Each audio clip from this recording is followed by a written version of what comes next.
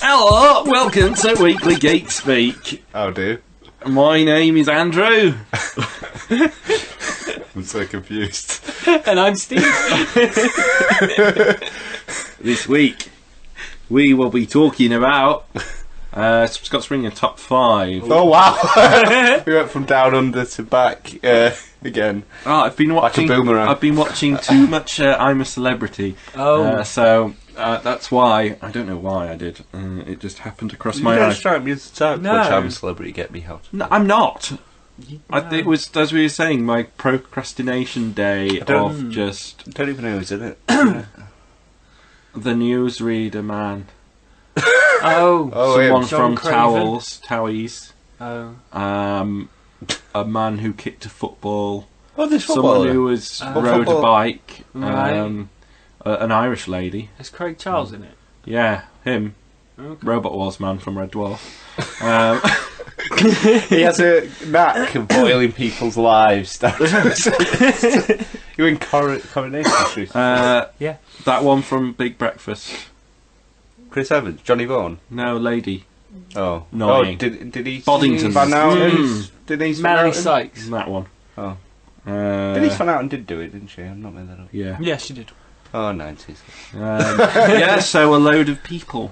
Okay. Oh. What I love about it is it's called I'm a Celebrity. Half the people in England don't know who they are. No. So, our American listeners, you're right to not know them. Especially for my description. You're very right. We are Weekly Geek Speak. We're a weekly podcast that talks geeky gubbins. You can find us at Weekly Geek Speak on Twitter. We're on Facebook, Weekly Geek Speak. Please give us a like. You can interact with us on Twitter, Facebook, or you can even email us, weeklygeekspeak@gmail.com. And do check out our website, weeklygeekspeak.com. You can also subscribe on iTunes, Stitcher, Spreaker, and Podcast Land. So please have a check out of that. Beep, beep, have a check out. Get in touch, we don't bite unless you want us to. Sexy. So yeah, this week we've got a top 5 coming up for you again, and I've got a Pokemon challenge for you guys later on for you to get excited about. I love it already. But first of all, I normally do a tidbit at the start where I talk about a birthday or something, and I forgot. I forgot! What? So I'm just going to see how you guys are and have a nice little chat. You're right. Have you been watching any TV lately? I watched The Flash, Narrow, and Gotham. Have you watched Constantine yet? I haven't. I've built up 4 episodes, so I'm going to have a nice binge day at some point. Have you watched it, Steve? I've watched the first 2 episodes of How have you Constantine. found it? Incredibly strong, actually, and thoroughly watchable.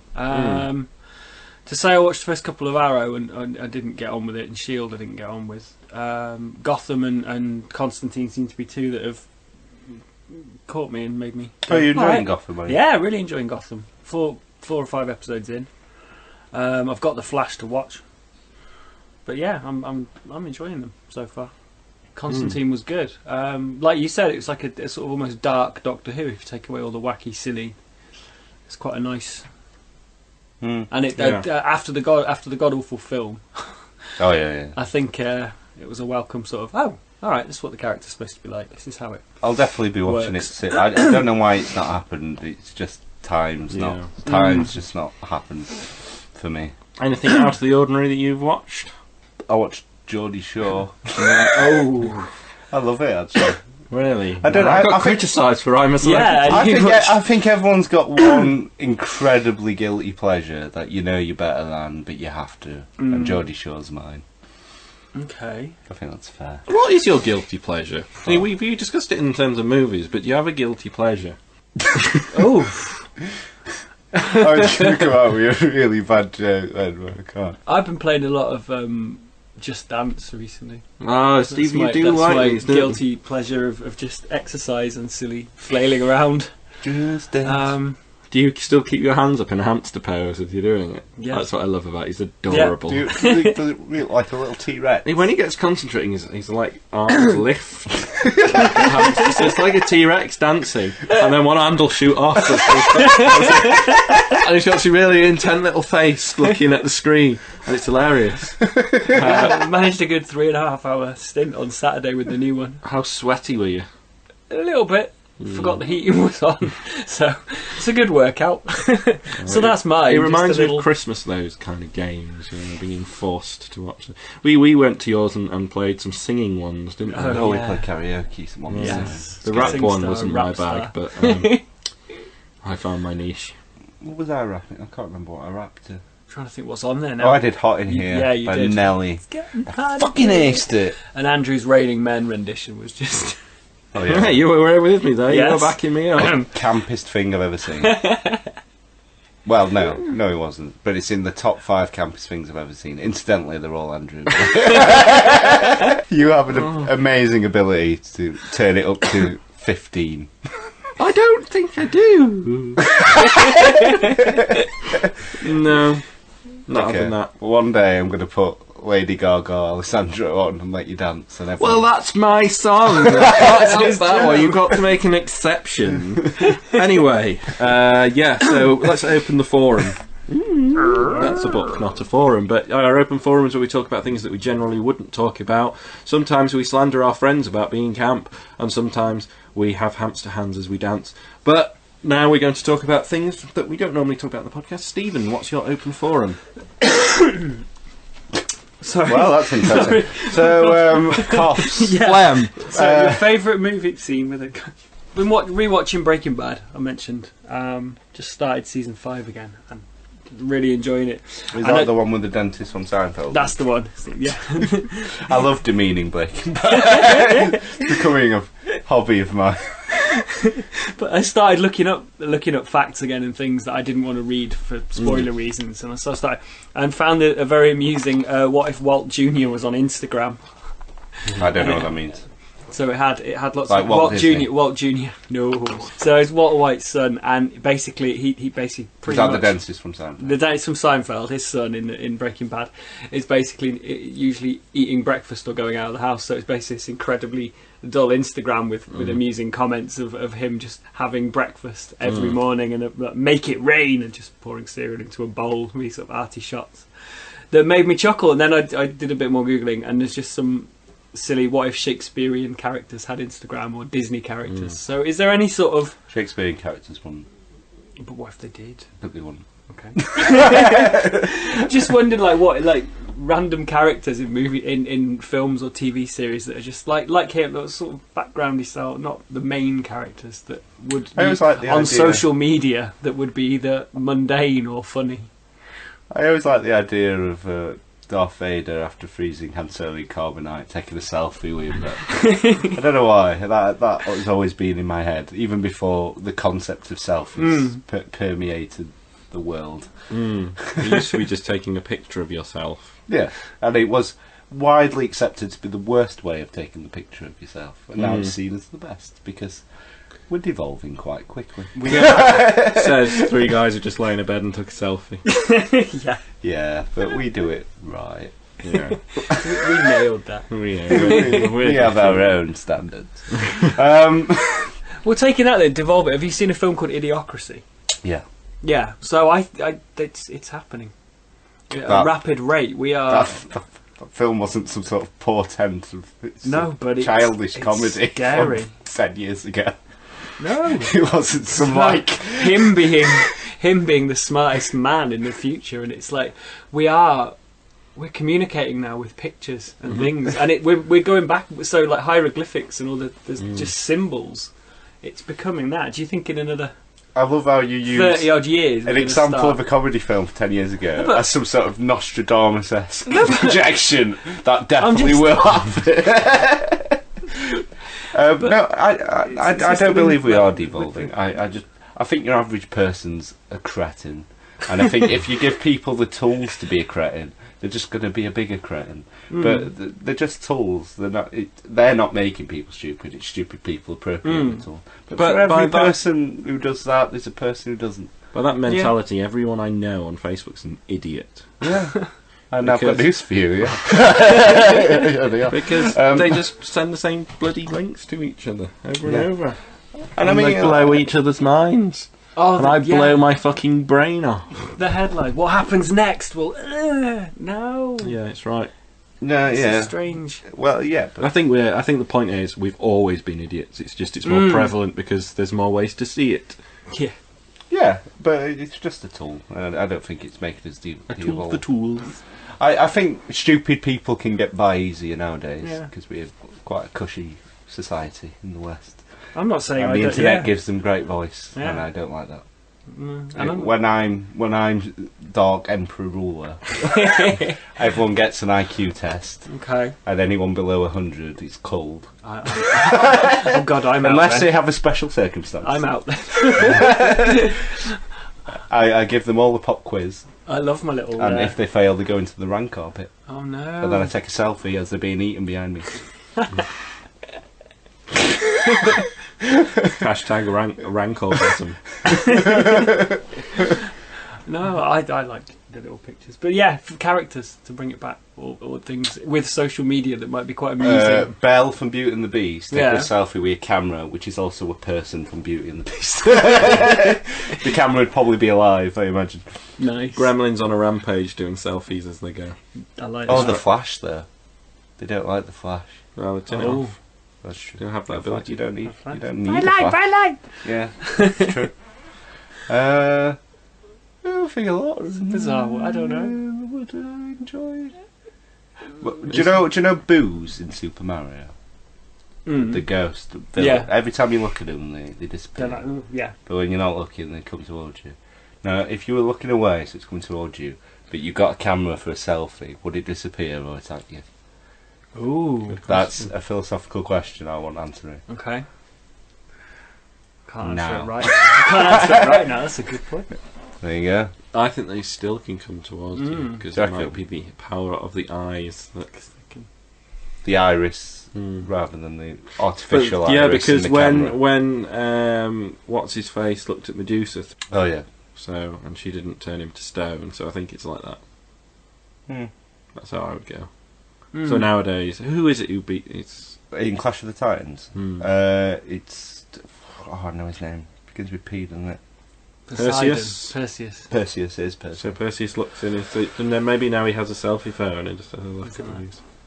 Takes a selfie with Medusa before it shines back in her eyes. It's quite easy, isn't it?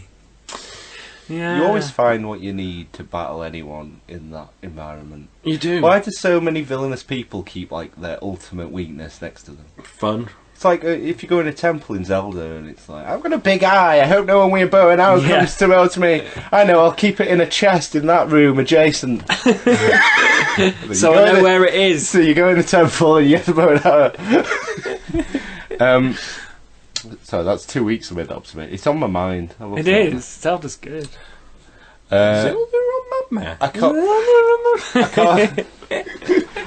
can't think, Steve, but I guarantee you I will be on a bus and or Was it tram later this Yeah. week going, that would have been good. That would have been a good one. Joe would have been hilarious if I'd have said that. Yeah.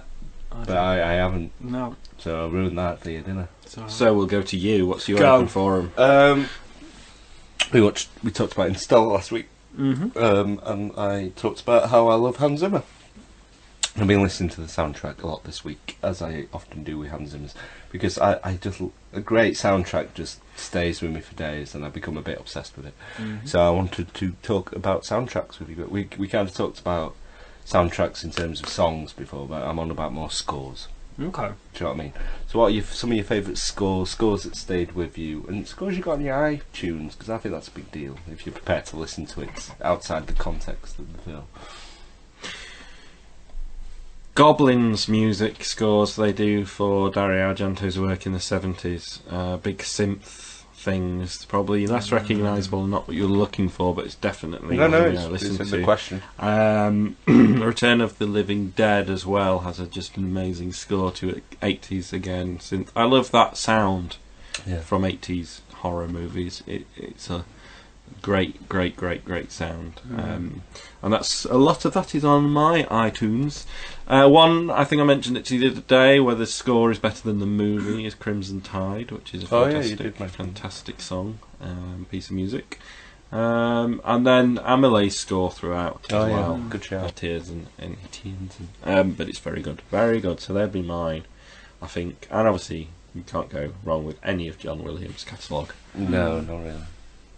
Back to the Future, I think needs to be said in this conversation. Definitely. Superman. We could go through all John Williams. Jurassic Park, Star Wars, Superman, Raiders. Oh, fucking yeah. God, there's so many. It's too many. I'm trying to think what I've got. I've got Amelie. I've got the Tron Legacy score. Mm-hmm. Which I think I've never seen the film. Never got around to the film, but I really liked the interesting. score. Just because it was How do you even know it was the Daft score? Punk, so it was like. Oh, was it? Oh, yeah. Sorry. So I Live in looked my it own up world. and went, oh, and it's just a really good one to put on in the background. And the Social Network score Oh yeah, okay. is a really good one to listen to outside of the film. The Trent Reznor sort of Yeah, remix yeah. of Valley of the I know what you mean. Valley of the King. Valley of the Kings, yeah. Right, that's a good one. What are your favourite scores, listeners? Let us know. Mine was 2-1 United the other day. No, that's a joke. It wasn't. It was 1-0, but it was a good result. I agree with you, especially after conceding that pen. I never get to talk football. I felt really good then. Hey! Last time we did Open Forum, took you back to a place you felt uncomfortable in front of the TV with a girl with a movie on, putting your arm around them. You weren't at the time. It is uncomfortable though. Do you know when you're sleeping with like a girl? Like a girl. I guess it's like It's got a sausage between you've got a legs. skirt on and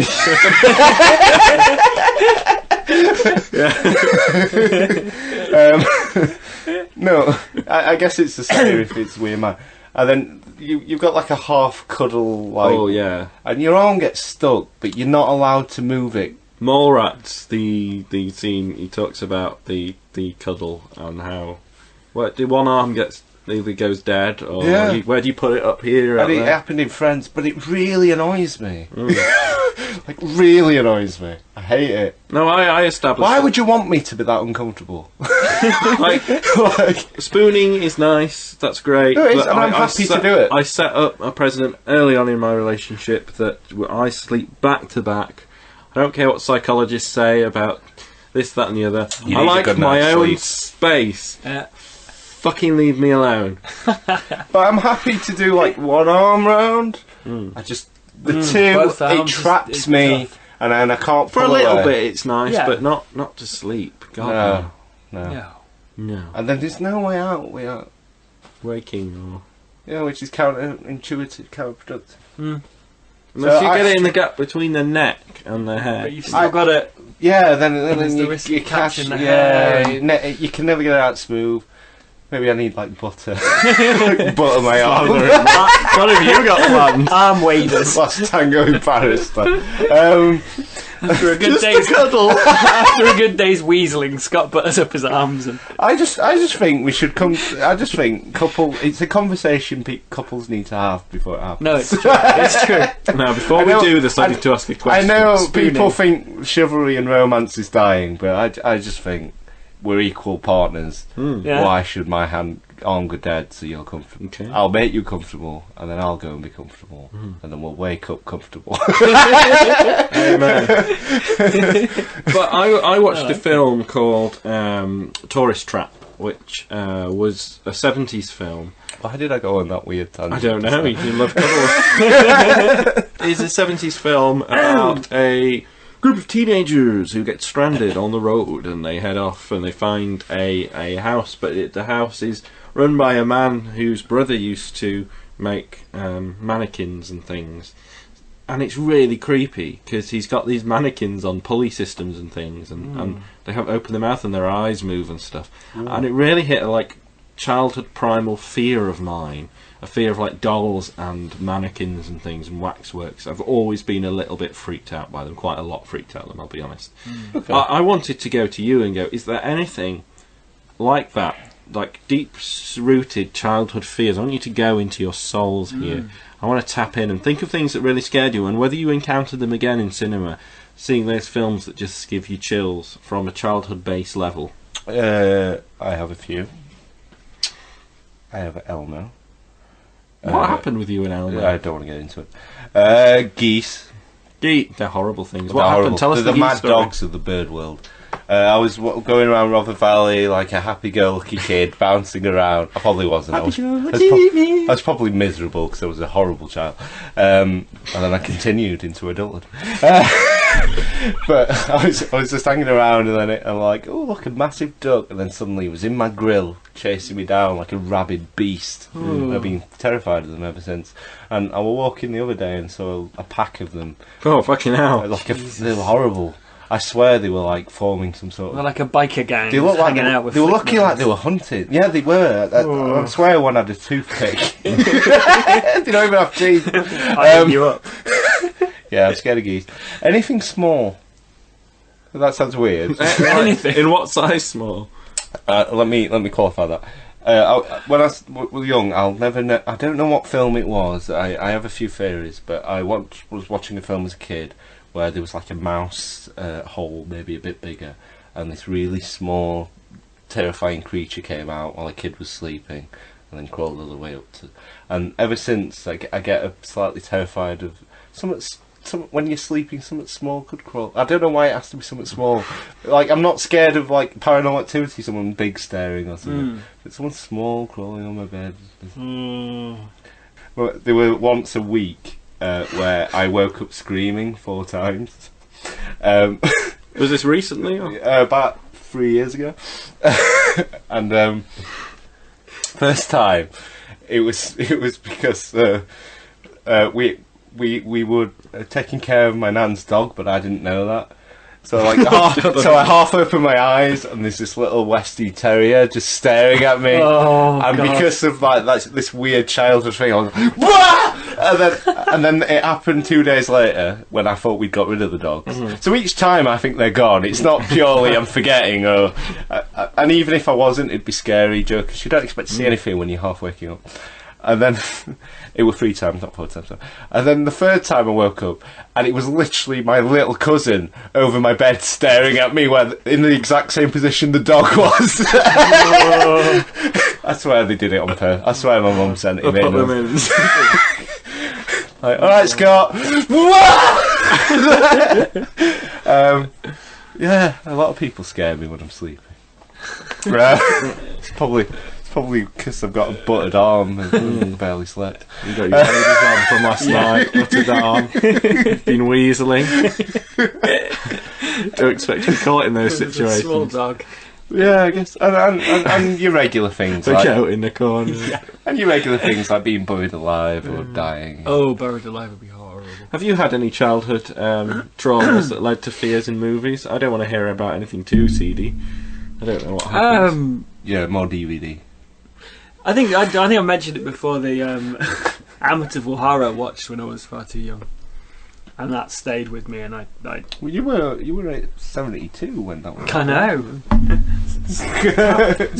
All jokes there back, ladies and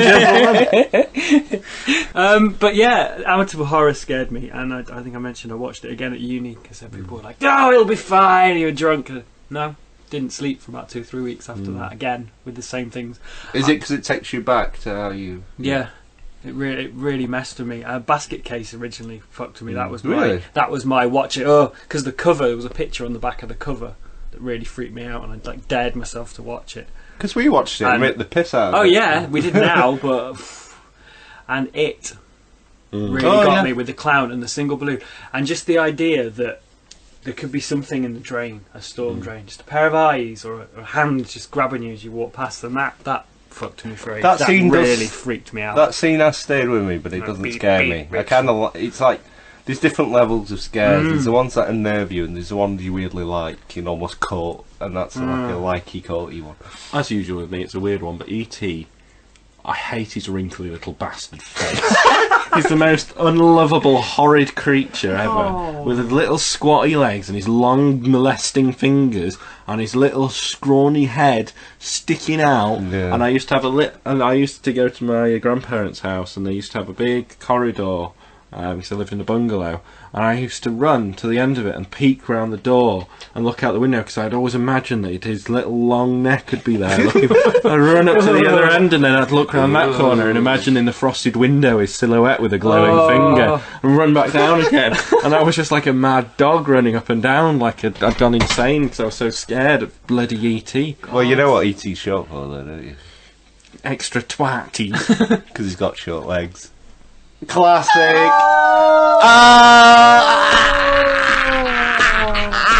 on that note.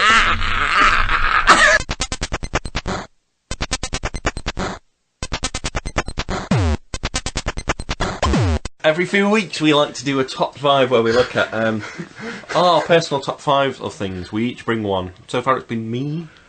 I think Steve did a top 42. No, I did top 5 Wes Anderson films. Yeah. Oh, that's true. Everyone's done 2 or 3 except for me, who's not done a single one. What a lazy man. God. You keep going, oh, I'll do a top 5. Oh, Steve, can you do a top 5? I'll do a top 5. Steve, do you want to do a top 5? And then I'm like, they forget about me.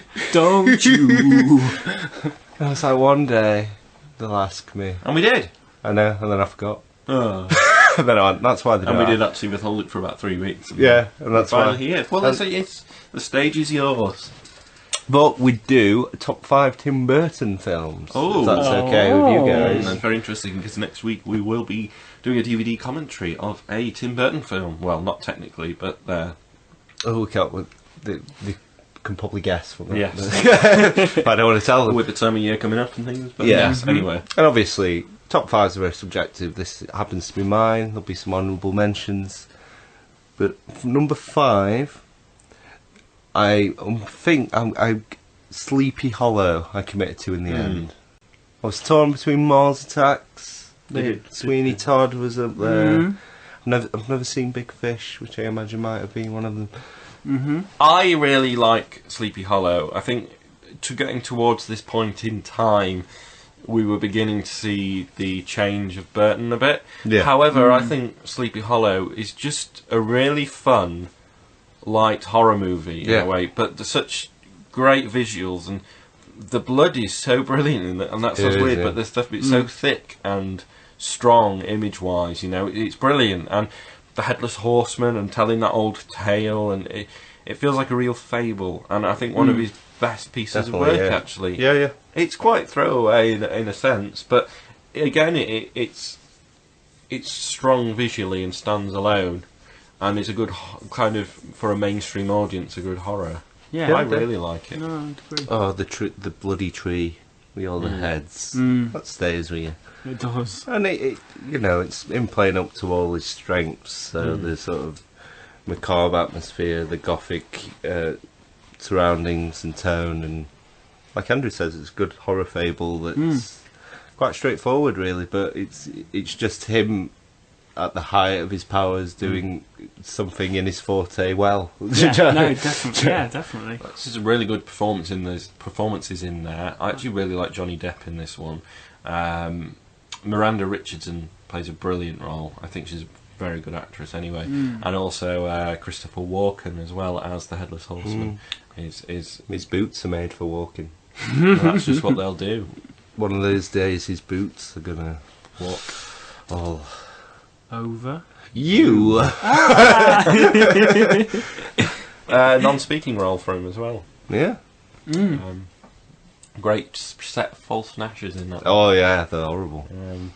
No, I just like it. Christina Ricci's in it as well.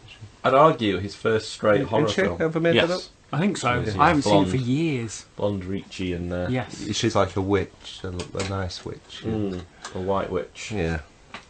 I always forget to call them white witches, and I was like, that nice witch. The nice one. The really nice witch. She's a lovely witch. That's one of the little known Mr. Man and Little Miss. The really nice witch. Also has Casper Van Dien from Star Starship Troopers. Oh, really? I nearly said Star Trip Troopers. Oh, Star Trip Troopers. Troopers. We'll be funding for that on Kickstarter in a few months' time. I'm imagining they're on this like starship cruise and they're just like shoot, shoot, da shoot, shoot, shooby doo, ship. I would watch the fuck out of that film. That would be in my top 5. That would definitely be in my top 5 Burton films as well. So I think it's a good call there. It's a good show. Yeah. Number 4, I would put Ed Wood. It's sort of a pseudo biopic about the. What's a nice way of putting it? Delusional director. The delusional, incredibly sincere, but almost endearingly sincere, if awful, B-movie film director, which Tim Burton, I think, has a massive soft spot for, because he made a very Ed Wood-like film in Mars Attacks, really. There's a lot of on. I love Mars Attacks. When I first watched Mars Attacks, I thought it was stupid, because I was a teenager and I didn't get it, but since learning about Ed Wood and really getting into Ed Wood films, they're hilariously bad.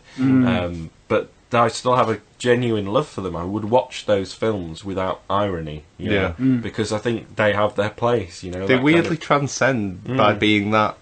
It's the sincerity of it that's like just makes it.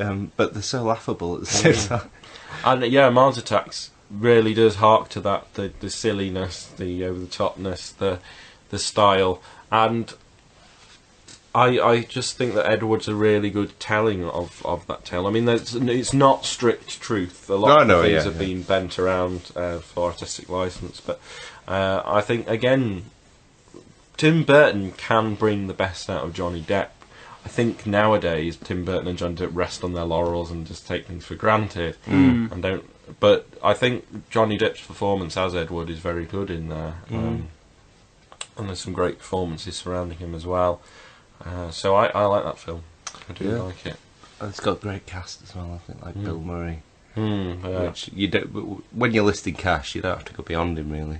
It's one that I haven't seen. Have you really unfortunately, not? No. It's I love. I've seen Ed Wood's films, but not seen. Oh, I love Ed Wood. It's easily one of my favourite Burton films. It's just something about it. But I haven't seen it, weirdly. No, I wouldn't say I've not. There's lots of style in there and things that might put people off, though. It was a bit of a love letter piece of work by him, wasn't it? That people like. And it's like monochrome black and white, which people. I don't know why it turns people off. Oh, it must be like olden days. boring. I can't watch this because I need colour and shapes. Well, it's got shapes. Yeah, but I need colour with the shapes. It's not by Michael Bay. It's not by. If it were an explosion, I wouldn't even see the fire. more and more, I'm encountering people who don't like subtitles, and their arguments are null and void, but they completely think it's the case. I get preference, but to dismiss a whole bunch of films because you don't think you want to watch the images and not read, you can do both. It's not hard. I don't mind someone going, I don't watch a lot of subtitle films because when I watch films, I'm not in the mood to read subtitles. I like to watch it. I would completely go about your business. Fine. I'm not in the mood for a subtitle. Yes, it's a completely valid which thing. we all get. Like I certainly do. Definitely. But when they just like, it's reading off, like you're missing out on turning their nose up because it's in foreign language. It's a shame. Yeah. I think there's something more engrossing about subtitles because it's the fact that you have to read. You're more engrossed in what's going on the screen because if you look away or your phone or you chat to someone, you've missed something. Exactly. You've missed a beautiful moment. Exactly, yeah. And it's really not difficult. No. It's really not. It's just about committing to actually watching it, which I don't think people like to do in general. No. That's why you get people talking in fucking cinemas and playing on their phones all the time. Yeah, people just don't like to commit to focusing their entire attention on something. No. Which is what films beg to be. Which is done. sad. It's immersing yourself, isn't it? Well, that was an interesting sidebar. My number 3 Tim Burton film would be Edward Scissorhands. Edward Scissorhands. Which is I think many would probably say is his magnum opus. It's the most Tim Burton of his film. It's like, he's a weird emo loner in this suburban house. It's the most Tim Burton of all the films. Yeah. Isn't it? This is where I know we'd go with Johnny Depp, Tim Burton again. I mean, they work together a lot, but the other one I want to pull in right now, because it's such a great soundtrack, is Danny Elfman. Oh yes, And yes. that floating, heartbreaking, pulls on your strings. It is a beautiful, beautiful soundtrack. Should have brought it up in Sleepy Hollow as well. He does a good one there, but this one really stands out for me. Oh yeah, yeah. It really, that whole film really grabs my heart and feels sorry for him. And I love the fact that Tim Burton said it's kind of a biopic of him when he grew up, and you can see it. He felt so lost, and he wanted to try and be like the weird people around him, and the people are surrounding him are just as weird as him. Yeah. To the point that you start to side with him, because they're all in this stupid caricature of society. I just think it's a really well crafted film and shows what Tim Burton can do as a great director with his visuals. Yeah. There's a haunting beauty quality, and Vincent Price as well, which is... Was that his last film? I believe so, actually, yeah. His second best role, easy. Egghead. Yeah, if you're wondering what the first one... Yeah, no, it is a good film, and I think, again, Johnny Depp, like you said, just Johnny Depp's performance in it he's not become the caricature wacky Johnny Depp that we now There's no hat, he's not wearing a hat. What? No, he's not got a hat on, exactly. He hasn't discovered hats yet. Although it is a wacky wig. True. Yeah, He's true. getting there, isn't he? He's like, I need something on my head to... Anything. Was that the first time they worked together as well? Yeah, I believe so. Start And still the best. And at the start of a long, and yes, I'm going to say a great relationship between Definitely. the two. It is a great relationship. It just gets soured towards the end. It's just over relied upon now. It's a foregone conclusion, which... Yeah, which is a shame. Like, if he's good for the role, Johnny Depp, you're good friends, you work with him loads. But sometimes it's like, I'm doing this film, so Johnny Depp's in it. I think his new film hasn't got Johnny Depp in it. No. Yeah, I bet he is. I don't think he is. I bet he's like hiding. The Is one he you using Ewan mentioned. McGregor again? I think he might, yeah. Is he? I think he might be. Oh, interesting. Ewan McGregor and Nicole Kidman. Oh, are they together again? Together. Oh, come what may, I will shout at you till you die. No, you won't! But yeah, I had to have it's a Scissorhands and good show. Winona Ryder as well. Favourite Yeah, scene? Winona Ryder. I like a lot of the when they're in the dark mansion, discover it's just so dark and creepy, but he's a very innocent soul. But I just like the film in general. I've not watched it in a couple of years now. No, I've not seen it. I'm due a rewatch. I do think it's funny that the kid who plays the nerd in Breakfast Club plays the bully jock in Edward Scissorhands. Yeah, Yes. nice full circle. Although is it Anthony Michael Hall? Is it? Is that his name? Yeah, it is. And I will say some very bad old lady makeup though on Yeah. Hello, I'm an old lady. It's not the worst example of an old. The last Harry Potter film, when they're all supposed to be like Oh, that was middle-aged, that was but they look horrendous. 12. Yeah. Awful. Like someone's just drawn some lines on the biro. they look- Now you're old. They look 12 and wearing a suit. It's like, we're middle-aged now, aren't we, Harry? Here's our children. Oh, Even though I'm 18 years old. My number 2, I thought I'd lump them together oh. to save spot, and it's Batman and Batman Returns, the Burton Batmans we've talked about many times. 1989 and 1992 respectively. My Batmans, my childhood Batmans. Mine. Even as a kid, I preferred Batman Returns to Batman Forever. There was something about it that I just loved. You can Nolan all you want at me. My favourite Batman film is still Batman Returns. I know the problems with it. I know this, that, and the other, but I just love it. I love the dark style. I love the Penguin. I love Catwoman. I think it's a great piece of work. I'm aware of the problems, as I say. You know, it's not the perfect Batman film, but I really, really, really enjoy it. I just think it's so fun. the sort of gothic fairy tale operatic style makes it seem like a graphic novel. You've got like a really claustrophobic German expressionistic Gotham City. Batman Returns in particular is thematically incredibly strong, with like animal duality and masks and all that. Danny Elfman's score again, constant motif, great. I love it. I know he does some not Batman-y things, and they've changed Penguin and Catwoman, and I get it, guys, but I don't know. For what it is, especially when we've moved on and got more, so you can appreciate it for what it is and not what it's not anymore. I don't understand why not more people go, actually, I like Batman. Because and Batman 89, I think it falls apart in the third act still. It's a bit of a rushed... Get him on top of the building, why? Because we need to end it. But for 2/3 of that film, if not 3/4, that film's so strong. Whenever I watch Batman 89, I forget how amazing that film is until the end. And it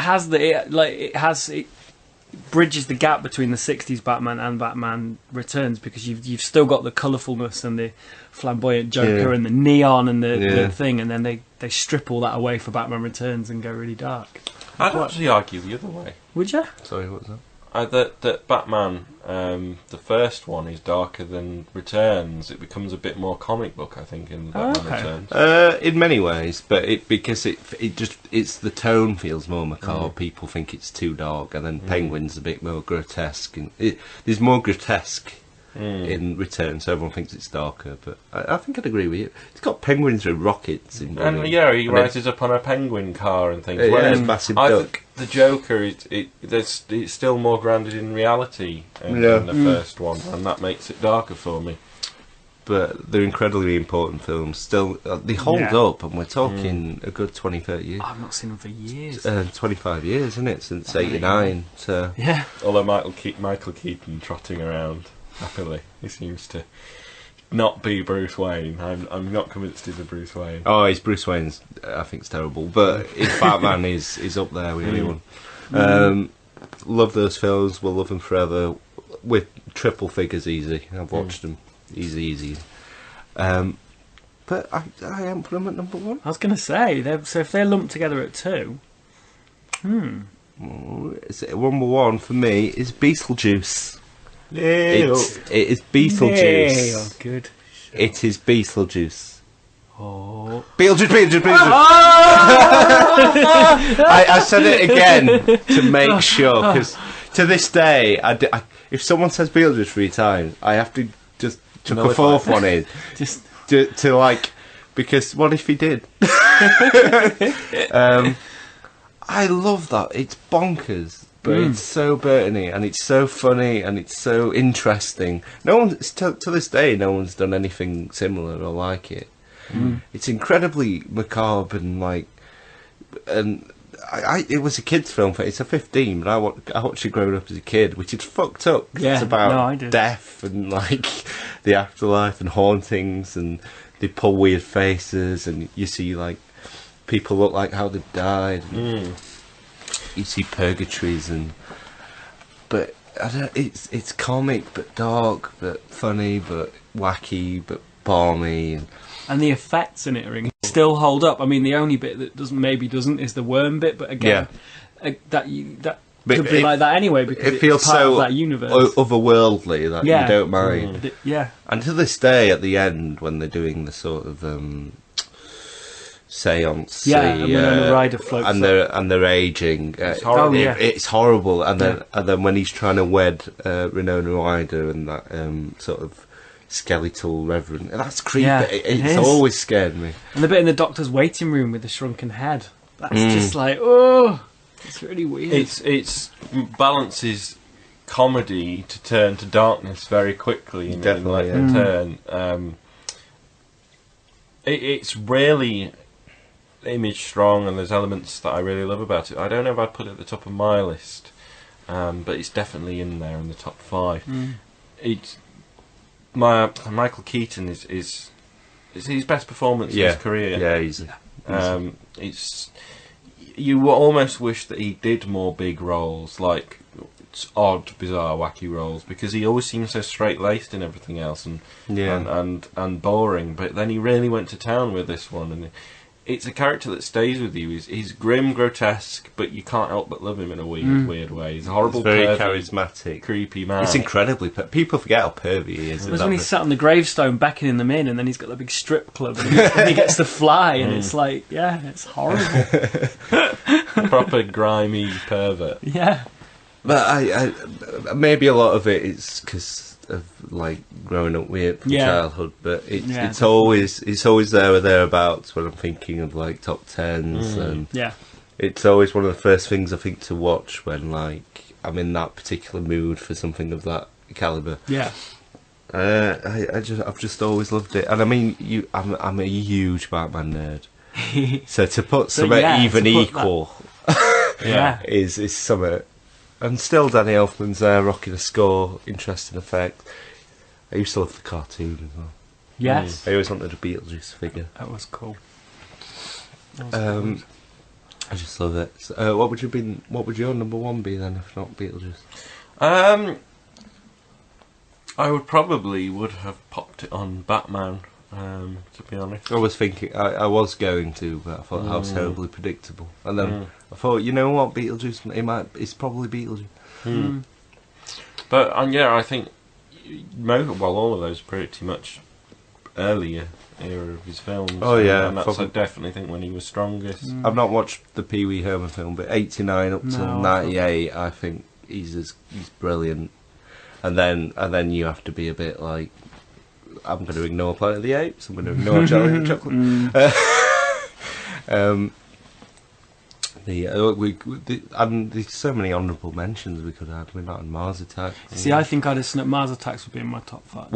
Top 3, I think. Oh, really? Mars Attacks would be up. Yeah, I love Mars Attacks. Yeah, because it is just so silly, and nothing's quite replicated it because it is just like what? Where? Also, a horrible macabre-ness to that as well. What those aliens do, they do some really dark, evil things. But that's why you love it. It really freaked me out when I was younger with the swapping heads and stuff. So they put the heads on the little dog. Well, it's funny, isn't it? Because 96, I think that was. And it was. That and Independence Day came out at the same time, when it was like the two Alien films of that year, Alien Invasion. And I always much preferred Independence Day. Wow. And then a few years later, I watch Independence. Like I'm not even fully grown by this point. 3 or 4 years, like early teens when. You're more shaping into what your taste actually is. And then I watched Independence Day again and I went, and then I watched Mars again and went, this is brilliant. And I think that one, Easy, is more watchable today than Independence Day ever could dream of being. I may also consider Sweeney Todd, because I think that was a real great piece of work. It was definitely on the periphery, but I thought Sleepy Hollow was his last solid effort, and so. But I think other than the sort of 7 we've now mentioned, I've not seen Big Fish. Maybe that's one. I can't think of any that would challenge any of them after that. Yeah, Big Fish is good, but I don't think it challenges those. Definitely not. But it's definitely a really nice film to watch, comfortable. Nice 7 out of 10. Yeah, definitely. It's a really good story, really pretty imagery, and it's I don't know why I've never got round to it, because it's kind of the only one I've not. That and Pee Wee Herman are the only Burton films I've not. But yeah, that's my personal top 5. Let me know your top 5 Tim Burton films. Is there anything we should have added on there? Is there something that's underrated or wrongly maligned that we should have talked about? I'm sure there is. Corpse Bride. No. Yeah.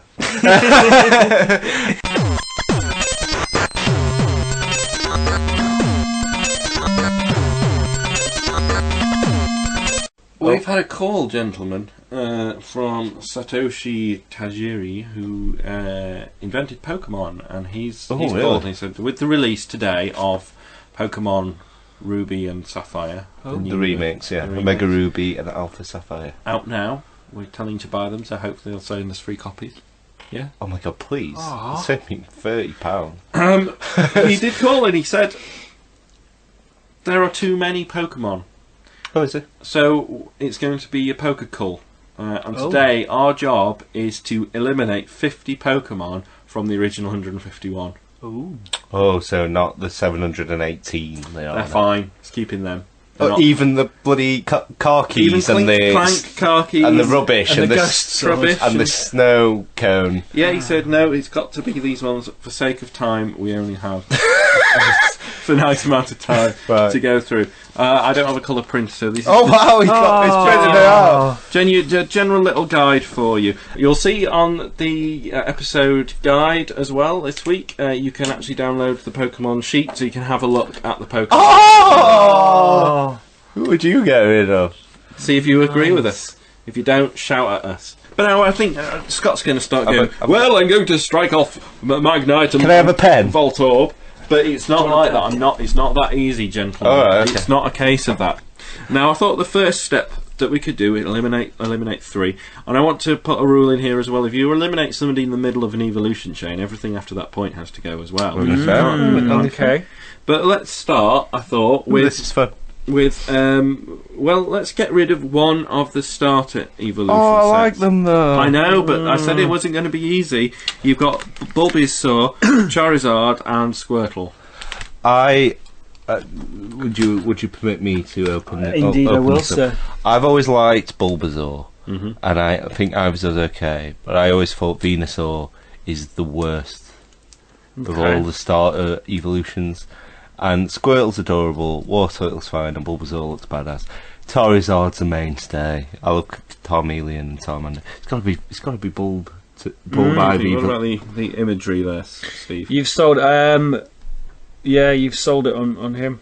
That's the one I was picturing. I'll miss Bulbasaur. Bulbasaur was the one I was picturing.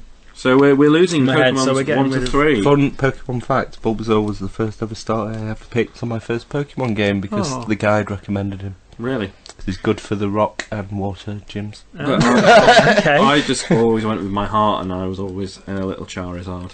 I picked Charmander in fact, I picked Squirtle the most, I think, because I don't like most water Pokemon. The next one is pretty easy as well. We'll get rid of a bug chain. Now we've got Caterpie, Metapod, and Butterfree. We've got Weedle, Kakuna, and Beedrill. Which do you think's better? Beedrill looks cooler, but I always use Butterfree a lot more because Okay. of sleep powder. So I want to keep Caterpie, Metapod, and Butterfree because I think These 3. that makes more sense to me than Beedrill. Because I associate cocoons and metamorphosis with butterflies and caterpillars. And I just like the fact that it evolves into something rather than something badass with a gun on its back. Will think evolves into a little butterfly that's hardcore. And I'm the camp one. So I like Butterfree. I like the butterfly. Okay, Beedrill's I gone. like the So butterfly. Beedrill's So Beedrill's we gone. got 6 away. We're It's doing well. Beedrill here Yeah, that's Cocoon and Weedle there. and Weedle. Okay. Now let's go a little bit harder now. We've got lots of trios, so let's work through some of them. Let's go with Poliwag, Poliwhirl, and Poliwrath, and we'll pit them against. Let's go with Machop, Machamp, and Machimpy. I don't know how fun this is for people at home, especially if you're not into Pokemon, but I love this. This is like as a kid, I used to do a lot of like top 5 lists. Do you know, geeky, like sorting out in your head preferences, and this is kind this is kind of an elaborate Pokemon one, isn't it? I would say Poliwag, Poliwhirl, and Poliwrath because there's not much evolution happening there. He loses a tail. Look at It's a those. swirly I thing. think those are rubbish. The Machop, Machamp. Where's Machop, Thing. Machamp, Machimp? These 3. So there's a little Machop, muscly Machoke, boy. and Machamp. Slightly muscular man, and then he's he got gets some more arms. extra arms. Yeah, but he's like a key fighting type. I never use him, admittedly, though. I guess we could. How do you feel, Steve? He looks pretty badass. The other one does just look like, oh, I've got a swirly thing, I can hypnotise you, and I'm just a slightly fatter version. It's true. They are It's pretty. not They're very- pretty poor. With the other ones, I mean, I'm not very au fait with the evolutions and things. I know the main ones, where the evolved ones. It does just look, compared to what we've seen so far, it's just a fatter version of the original. They're very similar, though. A cutesy, another one, and then another one that's not much different. But Machamp at least grows limbs. Yeah. So let's keep Machamp. You keep him a champ. Because growing limbs would feel like an evolution. If I grew up with limbs, I'd feel like he evolved. Whereas he's just got a bit fat. Okay, I've not evolved, and I've just got a bit fat. Let's go weird got 9 plants. down already. Weird plants. Let's go Bellsprout, Weeping Bell, and Victory Bell, and then they can go against Oddish Gloom and Vileplume, isn't it? Yeah. Again. Let's see if Steve can call this one. Okay. Please go, That Steve. one and that one. Yeah, and then you're looking. Where have you found them, Scott? Oh, they're up here. They're up here. Yeah, Oddish, Yeah. Gloom, and Vileplume. Okay. I used to be able to. I used to know all these in order Nice. and be able to recite them to you. It's amazing what you forget as you realise you shouldn't be that anal about orders and memory. This one looks like the plant from Mario. Oh, yeah. The plant from Mario 2, the Bellsprout, looks like the plant from Mario. And then sucking the fire out the eggs. yeah, And then it Weeping turns into Bell a fish. looks like a fleshlight. I'm surprised there's not one out there on the market if there isn't. And Victory Bell does look like a fleshlight you wouldn't want to put a penis in. Yeah, Like, exactly. feed me, Seymour, not with my Whereas penis. Oddish is adorable. Gloom, I kind of like how sad Gloom is. I don't know Because of why. the name. And I've Oddish never liked like- Vileplume, but I like Oddish and Gloom enough to want to vie for them. But it's up to you. So Oddish is quite cute. It's like a little thing with wings. Then he looks a bit sad, and then it just essentially loses his face and just becomes a body with a giant flower on top. I prefer the other one, but again, Okay. And Andrew, you got Yeah, the go on. deciding. I like this one. Well, if we got rid of Bellsprout, we couldn't make any Bellsprout jokes anymore, could we? No, and that would make me Gloom. I'd feel rather odd. I don't know. I really don't. That I don't like Vileplume, Fine. so I'm going to get rid of those 3. Okay, It's good. We're going well. we got rid of 12. This is easier than I thought it'd be. Right. I'm going to try and make this hard. Actually, let's get this one out of the way. Electric, Voltorb, and Electrode, and then the Magnemite 3. Oh, I wanted to get rid of all of them. Everyone wants to get rid of all of them. That's this. I'm gonna That one and that one. I'm gonna take a punt here. And Voltorb looks like a Pokeball, Mm. and I reckon the way evolution is, it's about survival. A Pokemon may evolve to look like a Pokeball to save itself from attackers. So therefore, it's kind of viable in a weird way. Whereas Magnemite's just a piece of bullshit. Which one's Magnemite? He is over here. Look. Magnemite and Magneton. Yeah, then I hate evolutions when it's just 3 of them bunched together, because that's not a thing. That's just 3 of them. That's just a gang of them. That's 5 of them. That's Execute. Oh, He's up there. Look. hang on. But he's and That he one. evolves to that. There's only 2. There's only Yeah. 2 evolutions. Yeah, yeah. Ah, okay. Yeah, Yeah. it's got to be. It's Magnemite for me. I don't know about you guys. I hate evolutions that are just a pack of them, because that's not an evolution. That's finding friends. Yeah, Magnemite does seem like a magnet. It's a magnet that's essentially just gone. Yeah, more magnets. It's not very. No, Yeah, it makes the most sense of all the. but I like I like your thinking on the evolving into a Pokeball. So we're getting rid yeah, of Magnemite. I'm liking that. Love it. Liking it. 14 down. Right, now I'm going to throw a toughie to you. A toughie, tough. Eevee's there. Hiya, Eevee! We can't get rid of Eevee. No, We've got Vaporeon, Jolteon, and Flamey thing. I've got his name. It is Flameon. Is They all ended on Eon. So, which one of those 3 would you get rid? Just one of them. Yep, just one. I would get rid of Flameon, and I'll tell you why. Jolteon's the coolest, and there's not enough good water Pokemon. And there's not enough that know Ice Beam. When you're going into the Elite Four, I'm thinking tactically. Whereas Flameon, he looks like a shit Arcanine. This one. Yeah. Yeah, you got a fire dog, an electric dog, and a fish dog. I like fish dog, dogfish. I usually choose fire characters if I'm playing games where there's I do, but fire there's characters better quite fire like- characters. But look at his little. But the electric one does look more badass. The Electron's in. I won't accept him leaving. But I don't like the fish one's just a bit weird. He is. I don't use him. Yeah, I'd get rid of the fish one. Andrew decides again. I don't know. I think the fish one looked kind of badass, whereas the flamey one looks just a bit fluffy. He does look fluffy. He looks like you could lick his flames off him, like some sort of candy floss. The fluffy dog. Yeah, but it lulls you in and then sets you on fire. Trust Steve to love the fluffy dog. You go in and you're like, oh, look at that little dog, and then you're on fire. What? Okay, so I've got rid of him. I've decided. All right, Fire dog's gone. Yep. Is that 15 now? 4, 5, 6, 7, 8, 9, 10, 11, 12, 13, 15.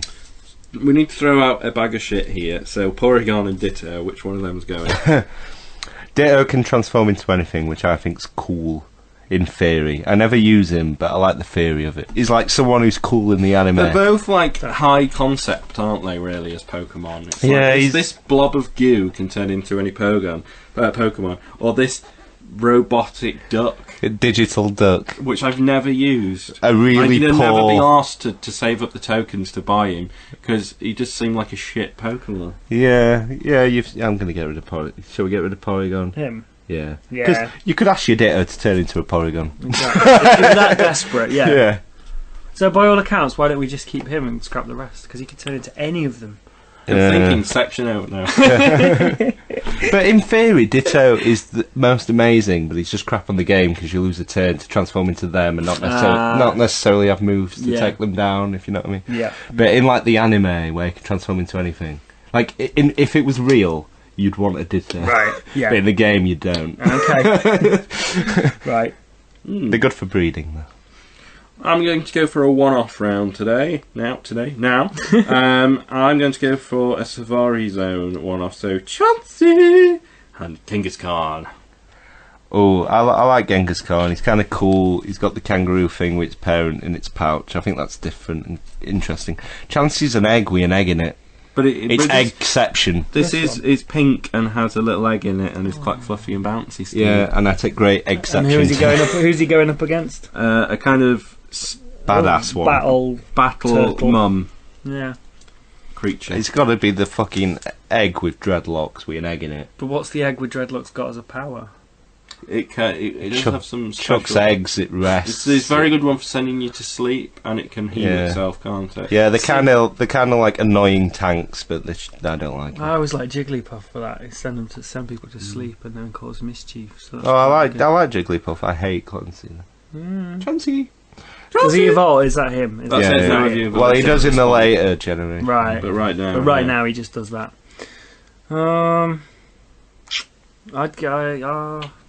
I want to keep it. Oh, what? But yeah. So it's me again. It boils down to I like more badass and useful ones, and Steve likes fluffy. I like Steve's they're a girl. useful though. We know Steve's a 15-year-old Why is he girl. useful Send for an everyone to omelette? sleep. I don't know if he does rest though. Does he not? He might do, but he's not proficient in it like rest. some others. No, okay. It's a very useful Pokemon if you get it, I think. But I've never really used it myself. No. Okay. And it's a big pink ball with an egg. So if it's down to me, I'm getting rid of Chauncey. Thank you. Getting rid of Chauncey. I like Take a chance. I like being different. All three of us were the same. No complaints from me. Let's have a look. So, Hitmonlee, Hitmonchan, let's get rid of one of those. Oh no, I always find this tough. It's these two, Steve. Named after Bruce Lee and Jackie Chan. One has extendable kicky legs, one has boxing glove, punchy arms. I always thought Hitmonchan looked weird, but I quite liked his punching. But Hitmonlee looks like a vaguely cool monster that you might see in like a Hamburglar Happy Meal or something. So I'm going to say Hitmonlee under duress. Yeah, I like the one when you say kicky legs or punchy. I like the kicky legs, and that's him. So 2 kicky legs. Yeah. Chan's gone. We're up to 18. Bye, punchy. Okay, let's move on to. Let's have a water off. Star Me and Star You. and Goldine and Seeking. Starring me, starring you. There is nothing we can do. Okay. Starring me, starring you. I hate So- most fish Pokemon because they're just fish Pokemon. This one. Yeah. They're just fish and it grows into a bigger fish with a horn. Whereas Staryu and Starmie, like, it doubles, like, it's a star on a star. And I always thought they were kind of cool, Staryu and Starmie. They're quite good Pokemon, really. So I'd say them. They are the bane of my life in Misty's gym. Yeah, they're She horrible. stands there in a stupid little... She doesn't look like... I hate Misty. You need a level She 20 doesn't look Pikachu like at she least. should be that tough, but she is. But yeah, they're respectable Pokemon, whereas Goldine and Seeking, they just look like fish They that you are. see in your... Is Psychic Water, which is cool. Okay, So, 20. So we're getting rid we're of going to go to 25 and continue this next in a few weeks. Whoa. I love this. I'm going to write my name on my sheet. It's like a school. D. Put your age down. Do you have enough room? Alright, are you a man fan or are you a woman fan? We're going Nidoran and Nidorine. I don't. This may be sexist. I was much prefer Nidoking. Nidoran. Because Steve needs a queen. Nidoran. My Nidorino. kingdom of isolation. Nidoran, Nidorino, and Nidoking always look kind of badass to me. What are we looking at? These three. Okay. The spiky rabbit who turns into a bigger spiky rabbit. It turns into a fucking tank rabbit. Yeah. Dinosaur I like it. There's a monster. tiny rabbit that turns into a tanky rabbit and then turns into a tank rabbit with boobs. Exactly. And it's the with boobs that I have a problem with. He hates The boobs. boobs on the boobs on that picture. I do look I hate slightly unnecessary boobs to convey gender, like Howard the Duck. It freaks me out. Squirrels with tits. Okay, I don't know. Google it. Okay. It was a competition a long time ago. So which did we get rid of? The booby one? Yeah, the Yeah. booby ones. Boobimon. Booby man. Okay, for the final round of this one then, we will finish on... You got rid of 2. let's go with the fossils. So you got Omanite and Omastar and Kabuto and Kabuto. That's here and here, Steve, and here and here. Yeah. I always And picked where? Kabuto and Yeah, and Kabuto. No, them two and them two. Okay. I always pick Kabuto and Kabutops every time I had that choice because look how badass he becomes. He's got fucking Sith yeah. arms. He has. He looks like he could. Rather than becoming like a small weird crab thing with a horrible hat. Yeah. It's a fancy hat, nonetheless. But Yeah. that thing looks like a praying mantis. Exactly. I was Evolved praying mantis. 10 million times more badass. Easy. Pummel the shit out of you with its giant claws. Easiest decision yeah, ever. We'll go with Omanite and Omastar. yeah. What are we on then? 25 there. Ooh. Halfway there. We've got rid of some I'll miss, but not too many I'd miss. Though. So it's going to we're get doing harder. well. In a couple of weeks, we will. Well, it'll be 3 weeks now. We'll be doing the next half of this, and we will finally get this down for you, I like it. Mr. Head of Pokemon. And we'll be doing this again in a few We weeks. could play like Pokemon Bingo. Nice.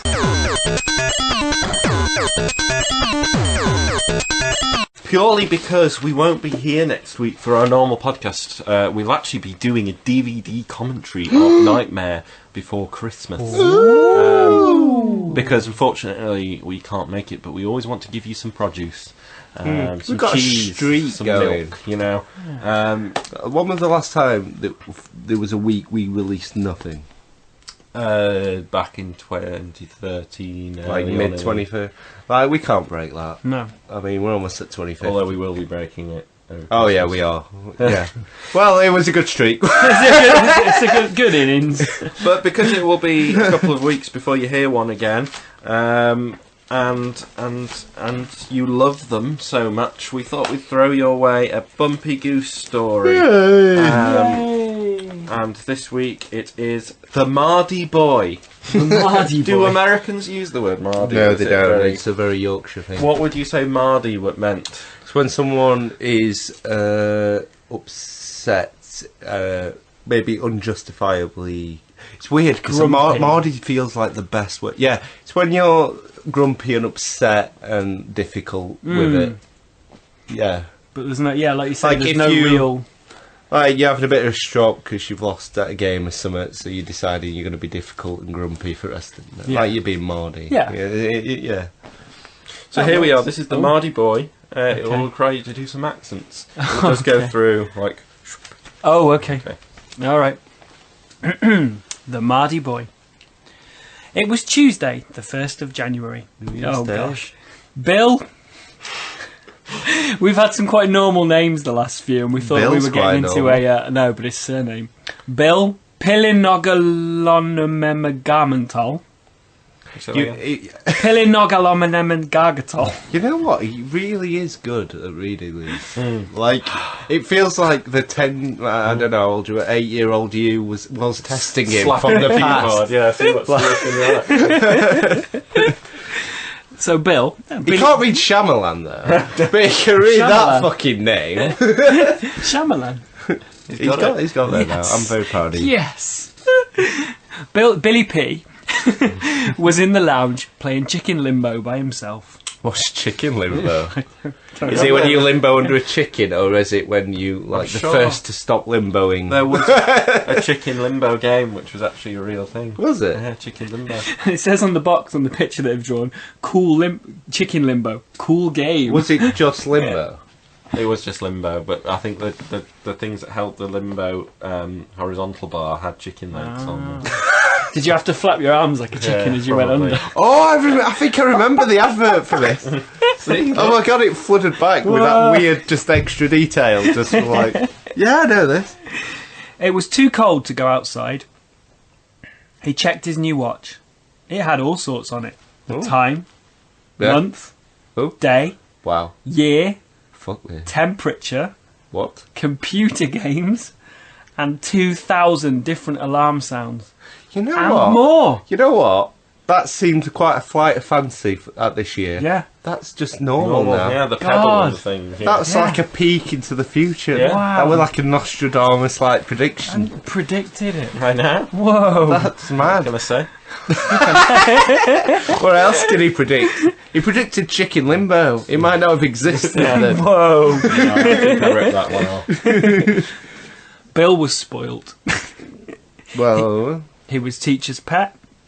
Bill lived in America, but he was on holiday in Britain. what a weirdly what a weird bunch of facts and in a weird order. It's a great- It's an American who's on holiday. It's just great getting all that exposition out of the way. It's a great biography. I'm gonna Bill liked cheese. Bill read books. Bill's mum was dead. Bill, like, do you know what I mean? Like what a weird. I know. It's just how I tell stories. Bill has 8 limbs. Bill prefers Coke to Pepsi. Anyway, what's Bill doing? What is Bill doing? Dad, get me some crisps! He yelled. For the 5th time! In forever. Yes, dear. Sonny Kiddens, said his dad. Why did you go back into English? I'm not Quite sure. One more time. Yes, dear. Oh God. American. Yes, dear Sonny Kins. There we go. What, Said his what dad. words he saying? Dear. Oh dear. Yeah, dear. Dear Sonny Dear. Kins. Dear. Sonny Kins. Okay. Dear Sonny Kins. Oh, and please, dear Sonny Kins, please don't shout. I can speak as loud as I want, Dad! Typical American.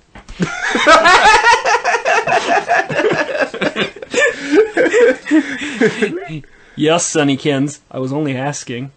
Well, do not ask me! Do not speak! Oh, he is a Mardy. He is a Mardy boy. Oh, I'm sorry, Sonnykins. Don't say sorry to me, you stupid man! Oh my god. Someone give him a slap. Okay, Sonnykins. Don't say okay, say yes! So, what's wrong with okay? He's even controlling the fucking language. What about... you've made the most hateable character. His Yeah. face. Oh, he looks It's an like a angry twat. Yes, son. He walked off. I hate! The end. He does just hate. It does sound exactly... I hate. I hate the end. I hate it. We all hate the end. Well, what a Mardy boy. I know. I didn't mean to offend any God. American listeners. I just find you all loud. Hulking. Steve, what time is it? It's time for This Week The Geeks Have Spoken. Thank you as always for your tweets, interactions, film reviews and whatnot. Start as always with 3-word reviews, and Pete Bushbauer at Popular Outcast, the king of 3-word reviews, is back on top form with lots of reviews. Please subscribe, a documentary about YouTubers. Click, thumbs down, 4 out of 10. I've not heard of that. Sounds interesting. Yeah. But I said sounds interesting based on what it is, but Yeah. you don't recommend it, so Sadly maybe not. I find a lot of YouTubers really annoying, though. They can be. It's like anything, though, isn't it? Podcast as well. You can find So some. we're just annoying. God. I was listening to one, and out of nowhere, they completely lambasted a race of people. Just cat. And I had to switch off because Oh. I don't know who do that. Terrible. They were Dutch as well.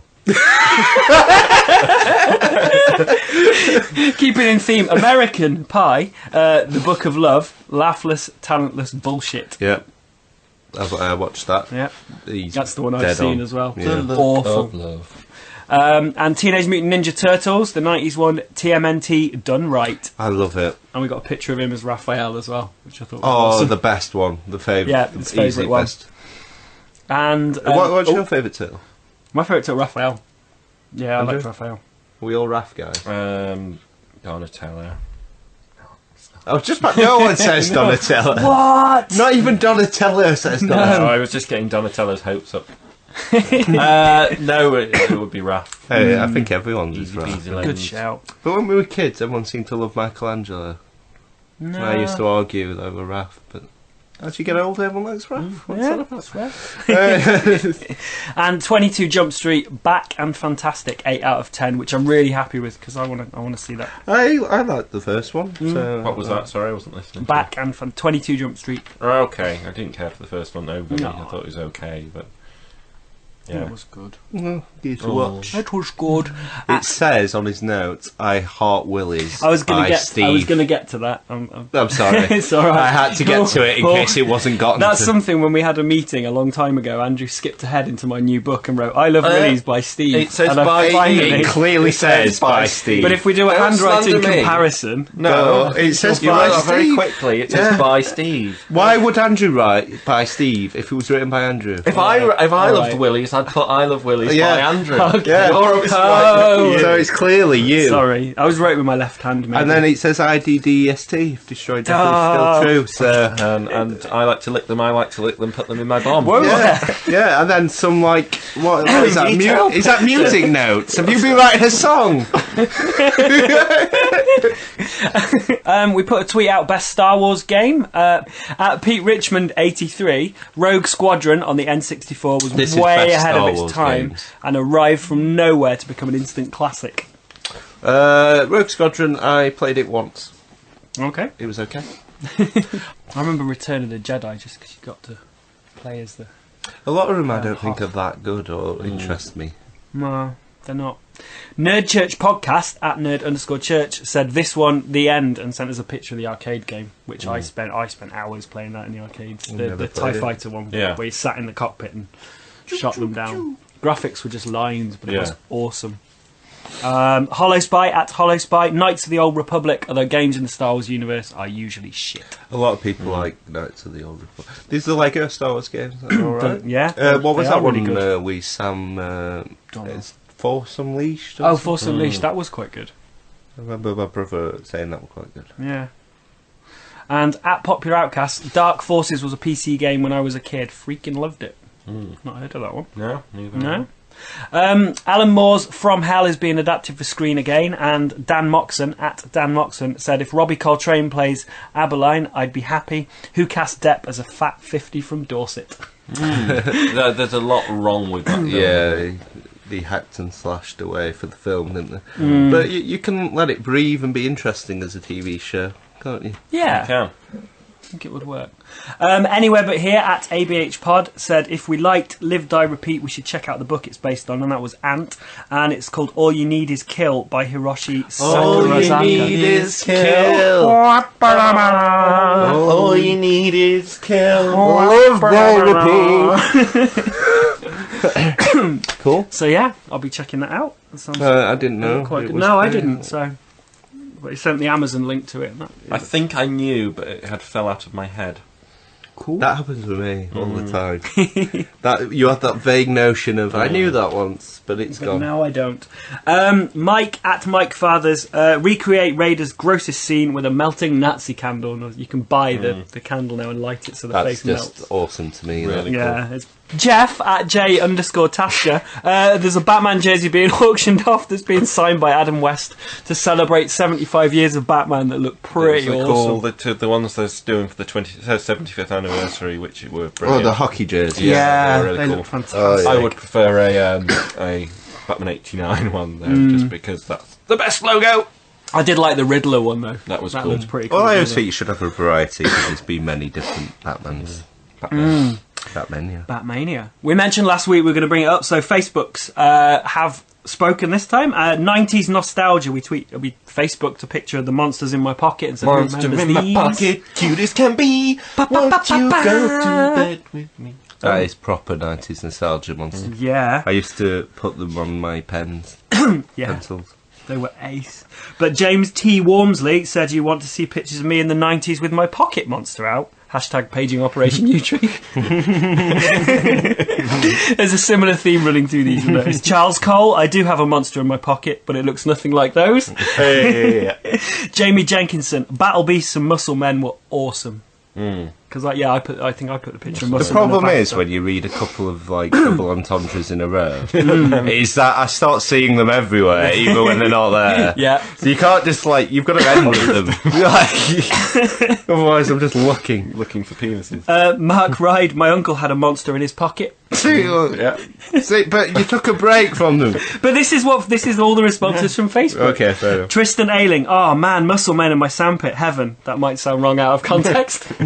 There is a theme. There is And Mark Roberts just said Battle Beasts and put a picture of the Battle Beasts up because they were awesome. I think they were before, weren't they? Yeah. I don't remember Battle Beast. Battle Beasts and Muscle Men were before us, and then we got monsters in the pockets because girls had puppy in your pockets. Yeah. Which were more detailed, but monsters in my pockets were awesome. Oh, right, okay. It's a bit like they had Polly Pocket and we had Mighty Max. You'll notice another theme here. Casamirth Podcast at Casamirth on Twitter. I don't have a monster in my pocket. I'm just pleased to see you. Whoa.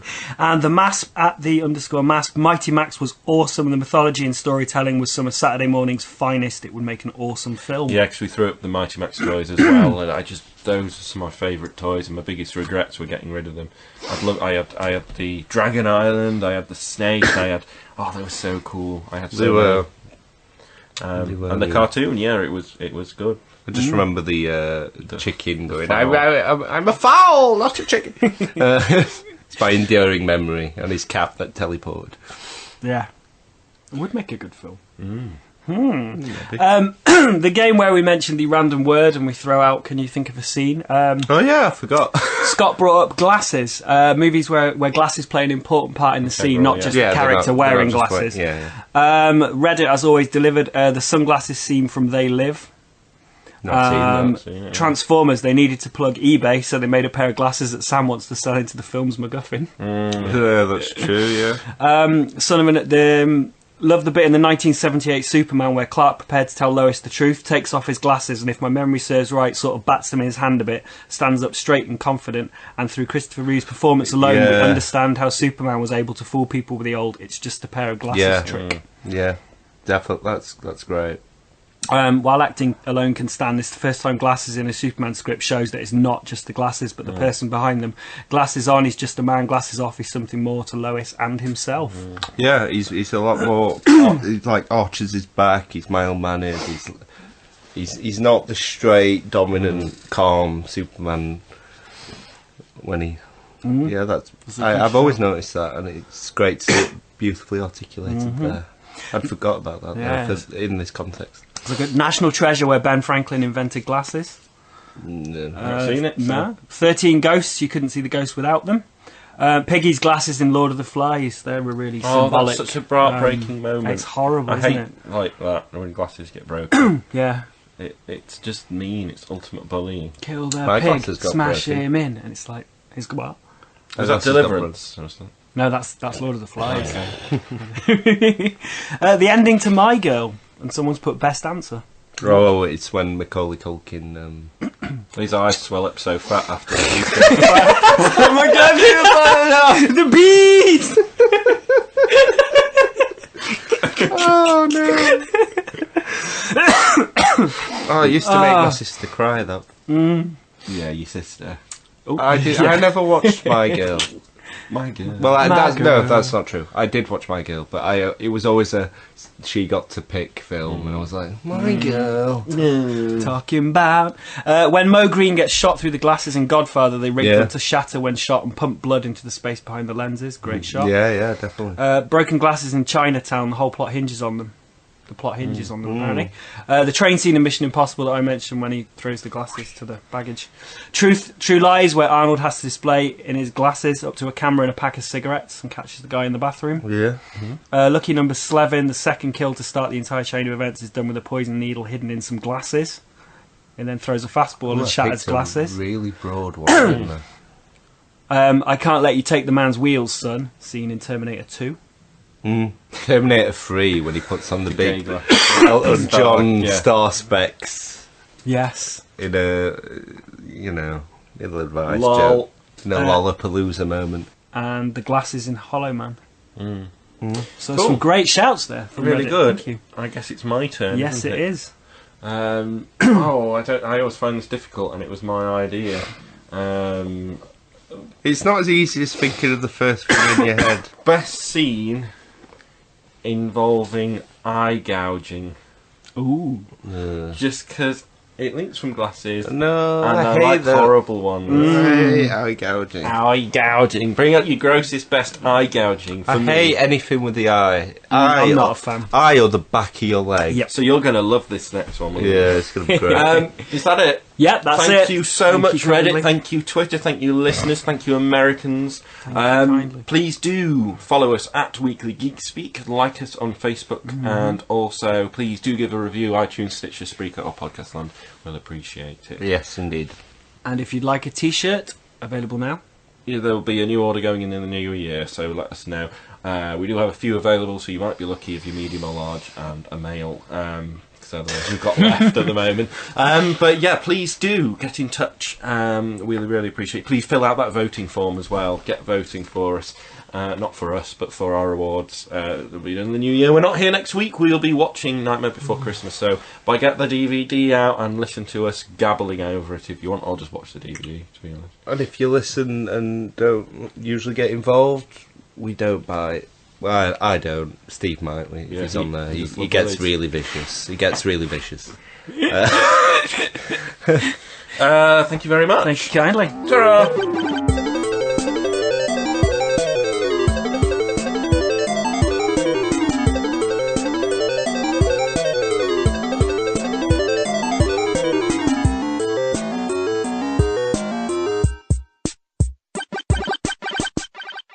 Brilliant. Hi, Mike. Hi, Mike. Mike. I All miss right. you, Mike. Tweet us if you heard this. Not that much. We got Steve now. It's not fair. If you are listening, you were really good as well, but you had commitment issues. You were more committed to your wife than us. Yeah, no. God. Yeah, fucked up. Sorry. No.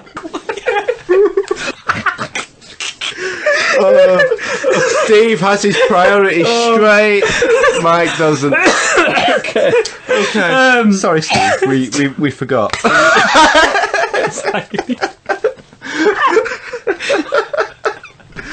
I wanted to beat you to it, and then I started crying, laughing. Oh, you made him cry. Crying, laughing. Okay. Ah.